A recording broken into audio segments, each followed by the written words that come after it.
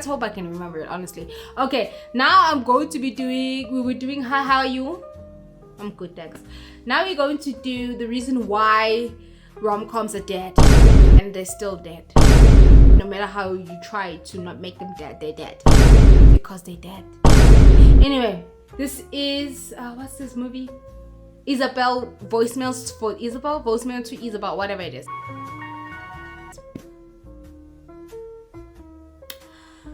So this is voicemail to Isabel, or voicemail Isabel, whatever it is. So the movie starts as a montage of the two children, the main character and his sister. We found out that through the montage, then we found out it's kind of like how it starts with a kissing booth, but without the narration. And then we find out that the sister is sick. You know that girl from Big Time Rush? I'm shy, okay? I was like, hey, Big Time Rush. Then I was like, I really hope you have a long character person. No. Yeah, she plays the same illness that she played in that movie with Cole Sprouse. Hate that. Not hate it. Boring movie. Absolutely boring movie. What was it called? Whatever. She had the same illness, the lungs problems. She had the same illness here as she did there. Boring movie. I was like, you're sick also in this movie. Because she also had a show that lasted one season, the Red Band Society Hospital. She was also sick in that. I was like, what? Are you a sick girl now? Are you all your roles being sick?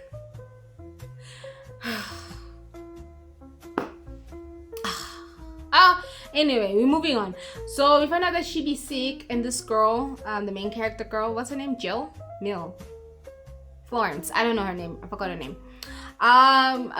She wants to be an inspiring baker or chef or whatever she is. So she lives in another city, and the sister lives in their hometown because she can't go outside because of her lung situation, her illness. So yeah, they have a very close relationship. They love each other to death. Aww.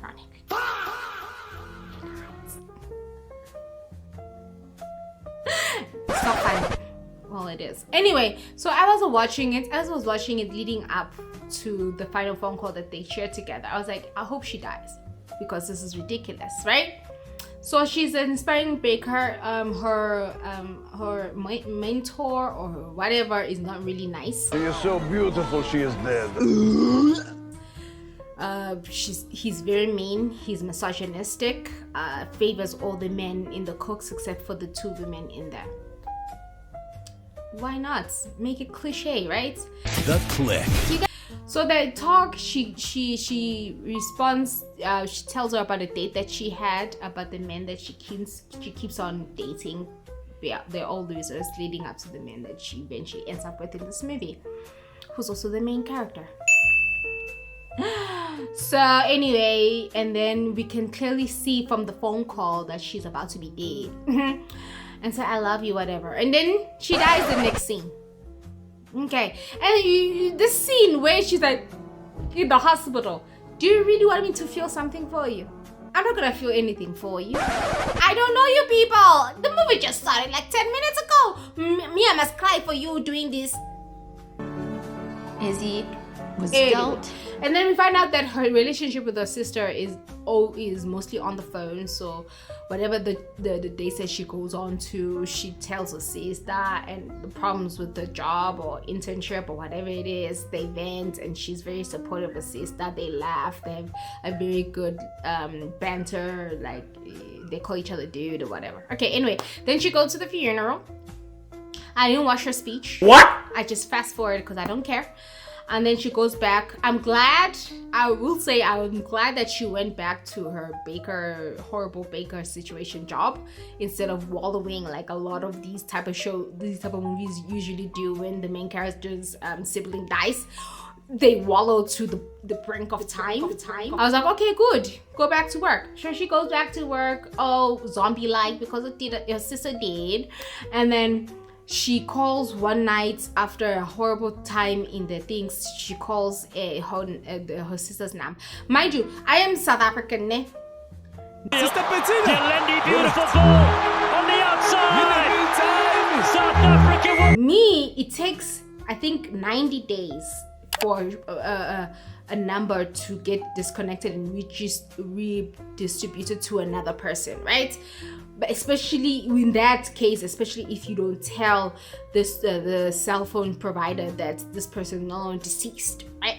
They only do that, they disconnect it due to the non-working number. So when the numbers for a long period of time stops working, they decided to like, okay, it stopped working, we're gonna stop and stuff like that. Here, the sister did, but she's talking to the number. That wouldn't she, like, in a way be like, how long would this take for my sister's number to not work or to be, anyway, that's for later situations. I'm telling you this story for later. Okay, cool. So she be calling her number, this number, one night. I think it rings from her side, I'm not mistaken.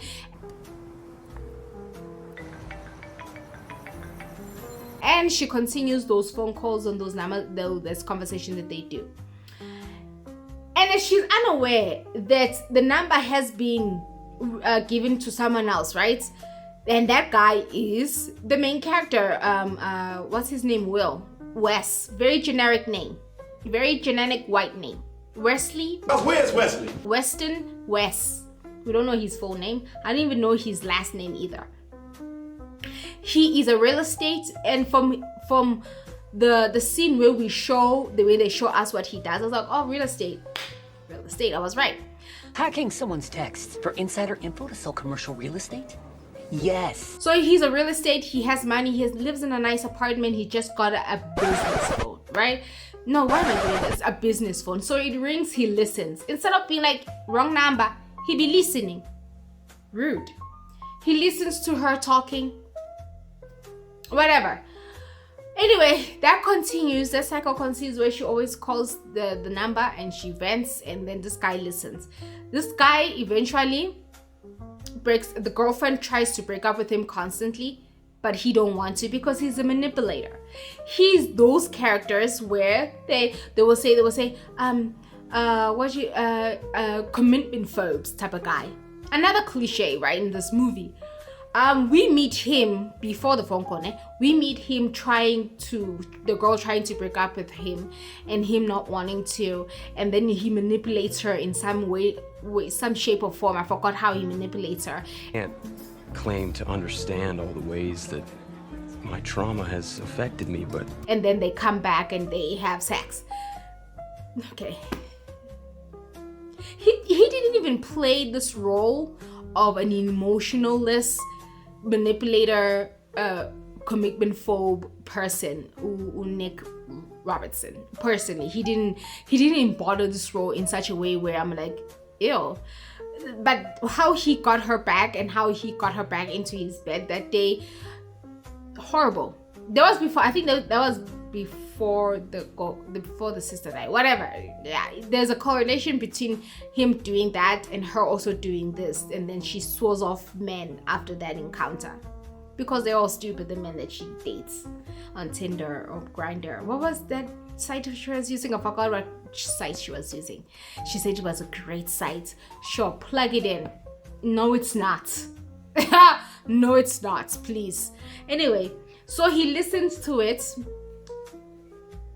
And then she does that. She goes to work and she swears off men. But was this one time where she goes to a coffee shop, and then as she's sitting, this guy behind her is set up by his date, and then they end up conversating. Then the date comes, and then she leaves, and then the date from this guy is like, hey, I would like to meet up with you, whatever. I think that also leads that's right. So since she says she's sworn off men, she's like, I'm not gonna sleep with him. And then she calls the number and says, oh, you see, I did it. I kept him in my pants. And this guy comes in. What? She don't lock the door. Even Nick Vavredomich, even Wes was like, he's listening to the voice note, right? And she's like, why don't you lock the door? And I'm with you, dude. Like, why don't you lock the door? And he listens to the whole thing. He's invested in her stories now, which is just weird. Right? And then he tells his friends who are getting married No, as best man, you have to give a speech, right? that he's listening to her voice notes, and they say, hey, it's a bad idea, you should tell her, right? And then at the same time, we come to find out that he's very nonchalant even with his relationship friends, because they were like, they know, hey, when you are coming beautiful, when you brought the last time you came to our engagement party or something like that, you came with someone you didn't even know, like an influencer, you didn't even know her name. I was like, wow. He just didn't play this role right for me. Anyway, like, wow, even your friends take such pity on you and how you don't show up for your relationships, never mind like romantic, but just relationships in general. You ought to do better. A lot of people would have left you because friendship should not be one-sided like this. Friendships, never mind relationship, but friendships, and you make that an excuse to be a lackluster friend and a partner. Never. Anyway, then the next day we see that he almost told this girl that, hey, this isn't I don't know what he said, and then he got busy with work and he didn't end up sending that message. So he still continues to listen to her voice notes, and then he flies out to that girl's hometown, due to the fact that the girl that slept with that guy from the coffee shop is a podcaster, and he said, Gucci, wait, when he doesn't call you back, he don't want you no more. And she thought that he will call back because he was one of the best lovers. And then she goes to his place where he was recording his episode, and she gave her this whole speech, and then he leaves, and then Wes is in the audience and follows her out, but not follow out to the point where we see them connect outside. And then she goes ebusuku, she calls the sister again on the number, and she gives the most boring you know what? You Got Mail done this better. Thank you very much. You Got Mail has done this way better. 90s and 80s and early 2000 rom-coms done this format way better. Thank you very much. It is dead. And she tells her sister, I will have one day a boy actually. Did she say a boy? She never says man. A boy comes and sits next to me, and we share this, we share that. Yeah. For foreshadowing at that. And then she comes a decade later in the same scene. He comes and sits down and he tries to talk her out, but she's reluctant because she's sworn off men again. And then they finally meet, and he mentions something, a restaurant that she likes, but positions it in such a way that he likes it, and then that makes her, oh my gosh, you like it. And then they start a friendship throughout that time. He's feeling more guilty that whatever. F you, bitch. F you. Anyway, he said he was there for work. Okay, cool. You were there for work. Okay, then this is one time game. After the same night, they go to a restaurant, and he was like, yo, my gogo used to make peach cobbler or whatever dish, and she was like, I think you remember it when you eat it. I was like, oh, you're gonna foreshadow, you're gonna get him, you're gonna bake him that thing, and then he's going to feel all mushy inside and actually remember. Yeah, it did happen. It did happen, because after that brooding friendship, he did kiss her eventually in the thing. Finally, because she said she's sworn off men, and then they have dinner at her place, and she cooks that peach cobbler or whatever it is, and he's like, oh shit. And that was before she told him, "Good, actually, my sister did."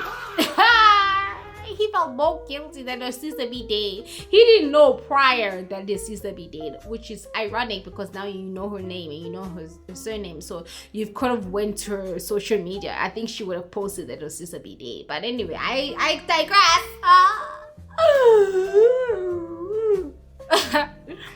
So anyway, they have a conversation also about that. Oh, I don't think I'm good enough, bitch. And he's like, oh my gosh, I'm working towards something. I'm going to say this leading up to this scene. I said it to myself. I was watching it. I was like, these people lack things within themselves. This girl lacks the ambition and the drive for her career. This guy lacks the ambition and drive for relationships. So they are coming together as two flawed people to make each other better. Right? Am I right, children? She complains about never getting ahead because she wants things to be given to her instead of working for it. You really expect a man who's a misogynistic pig is going to give you an opportunity to outshine him and outshine the males in your class? No, they're all mean to you. So you really think, do you actually want to work for a person like that? I don't think so. And him, he just doesn't show up for any relationship ever, including his friendships. And you want to be with him? Like, really? Don't get together. But they get together after the whole peach cobbler thing. They almost do the deed, and then he stops in South because he feels guilty. He goes into the bathroom and tries to practice telling her, and then they go watch a movie, and she says, "I'm the person that's receiving the messages." And I was like, she be sleeping. Turns out that she be sleeping. Oh my gosh, the cliches. Oh my gosh, the cliches. Oh my gosh, what writing. Oh my gosh, I wrote this movie. Everybody wrote this movie. And then they sleep together in the couch after she finds out that she's alone in the bed. And then, yeah, he invites her to his friend's wedding. Aww. Dude, I just met you like yesterday and you invite me to your friend's wedding? Okay, she goes. Of course she does.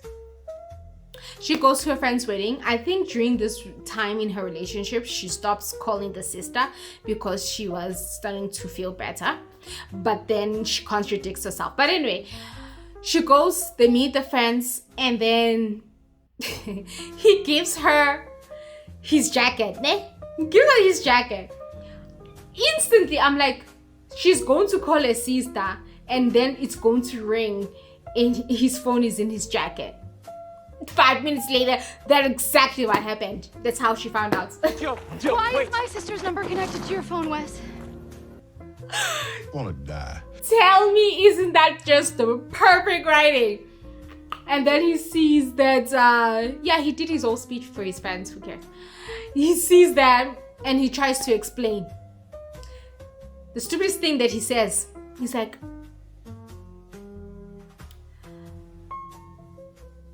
the way you loved your sister, I cannot do that for you. You deserve someone that can love you like that. And Seriously?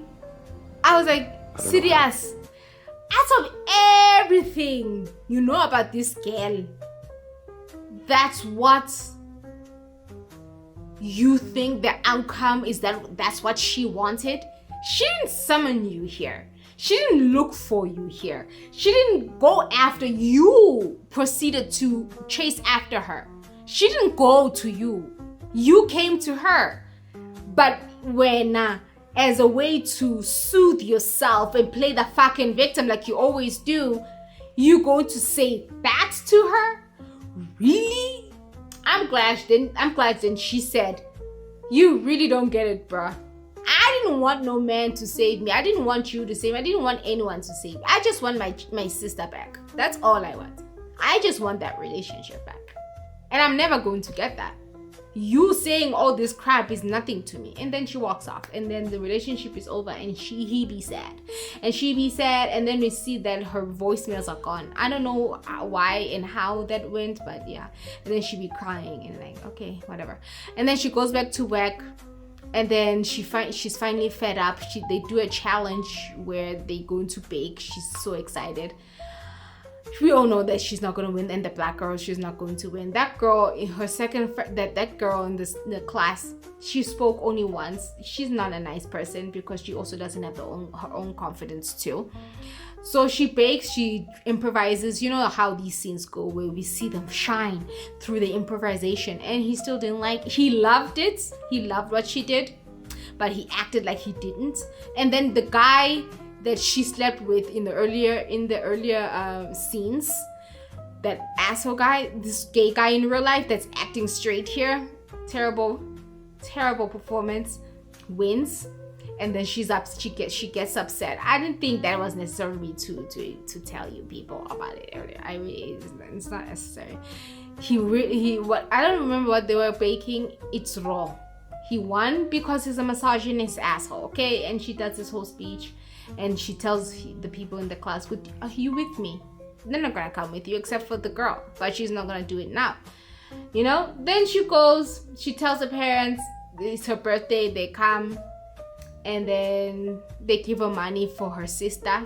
I don't know how that transpired, and she goes and she buys a food truck.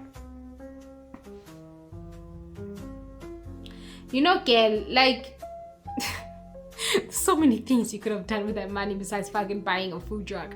She buys a food truck, she tries to do all those things, it doesn't work out until that girl from class comes in and says, "We our," and then they form a partnership. They were never close. She was mean to her one time when she tried to save her during class. Okay, let's work together. I don't even know your name. What's her name? Do we even know her name? We don't know her name. And then on the other side, Wes accomplished what she accomplished. She's wallowing, and he missed a dinner with his friends again. And then they finally ask him, what was it about her that you liked? It was like, oh my gosh, I like that she had no filter. I like that she loves food. I like that she spoke her mind.